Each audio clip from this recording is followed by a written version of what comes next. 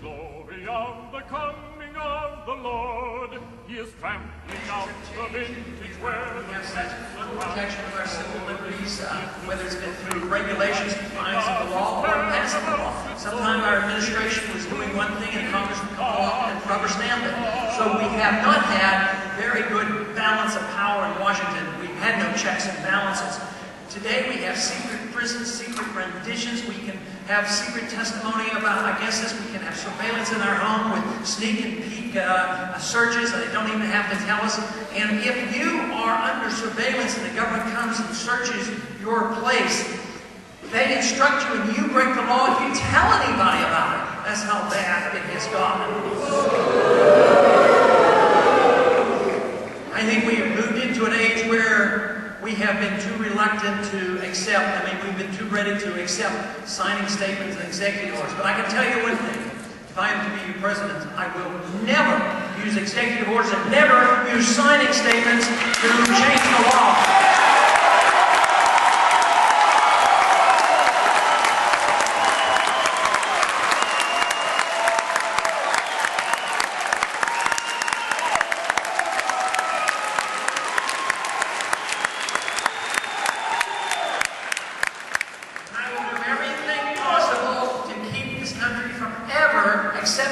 That we have to have a national ID card.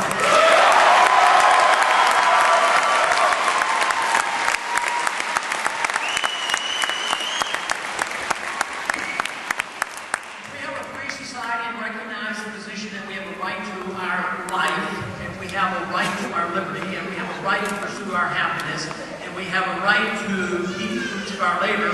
It means but one thing about our tax system. We will have no income tax and repeal the 16th Amendment.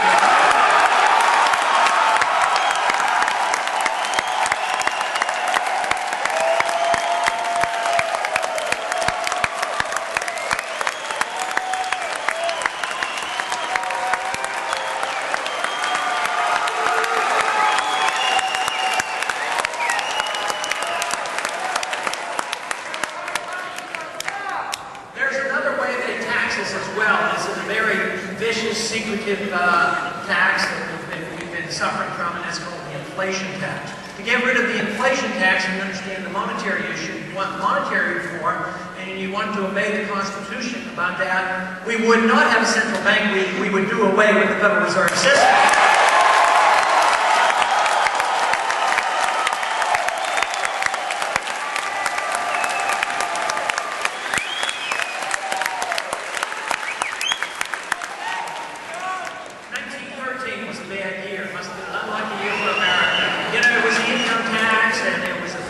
System. It was a foreign policy change that Wilson brought in, and we're still following it in one sort of way, making the world safer, democracy, and all the other nonsense that they spout. But it was a bad year, but it's been continuing in that way. But the foreign policy needs to be changed. We don't need to just change the management of the war. We need a foreign policy of non-intervention which will prevent the wars from breaking out.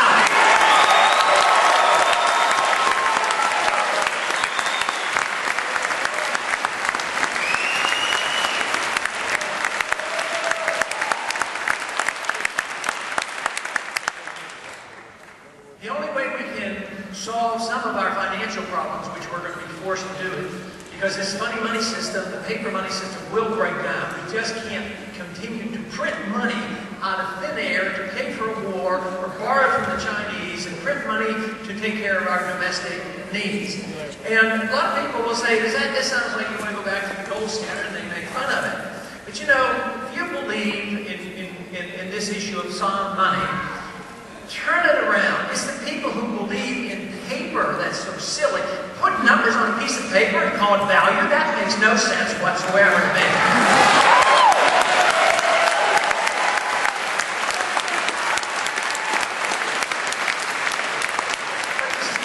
The seductiveness and the evil of the monetary system is that they spend the money, they tax, they borrow, they still don't have enough, so they print, they dilute the value of your money in your pocket, they're stealing from you without even getting into your pocket. But the worst part about the depreciation of currency and the inflationary consequences of that is that the middle class gets wiped out. In all of history, you look at all the economies that collapse through inflation, the middle class and the poor suffer the most. The poor, especially on fixed incomes, they never are able to keep up. But there's a certain class of people who benefit because it's the class that gets to use the money first. And the classes of the large banks, the military-industrial complex, the huge corporations, and Wall Street now has more billionaires than ever before, and people can hardly make it on their low income. That's why we need to look at monetary policy and make sure they quit this creation of money out of thin air and get back to sound money.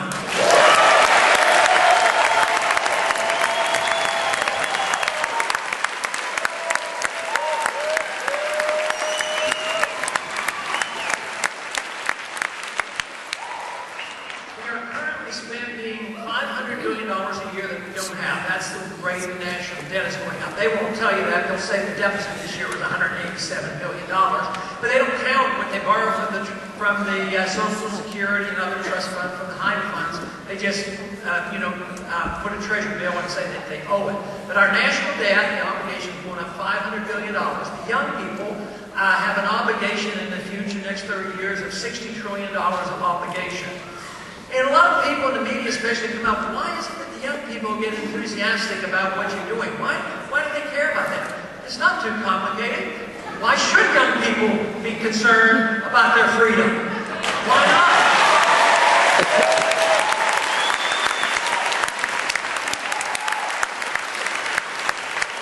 And in spite of the criticism about our public school system, I know one thing, the young people have learned their arithmetic and have figured it out. They're getting a bum deal for what they're inheriting.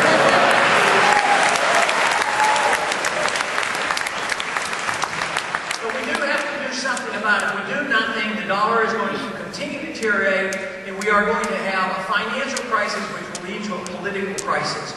Great empires, countries that have stretched themselves too far, and for financial and economic reasons. We did not have to fight the Soviet Union. They collapsed for economic reasons.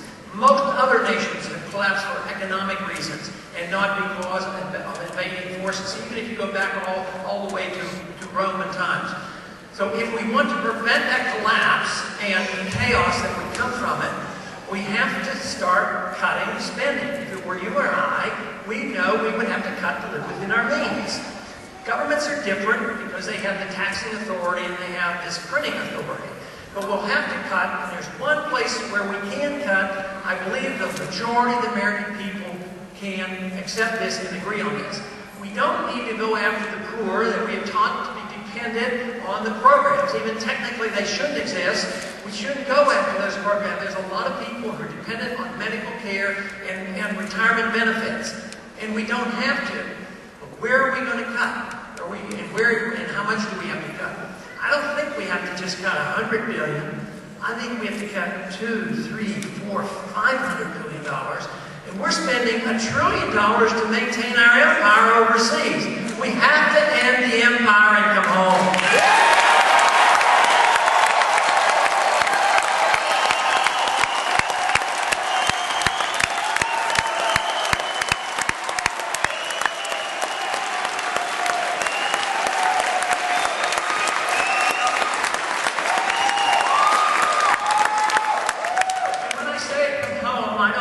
Just from the Middle East, I mean from Korea and Japan and Europe. We're in 130 countries, we have 700 bases overseas, and we have had some blowback in this country that has come as a consequence of our foreign policy. So what have we done? We have invaded 2 new countries. Our men and women are dying over there, and we're going broke, and we're building permanent bases over there. We're building an embassy in Iraq bigger than the Vatican. It makes no sense. We're taxed as a people to go over and bomb and destroy a country and bomb their infrastructure. Then we're taxed to go over there and rebuild it. At the same time, our bridges are falling down and our levees are collapsing. We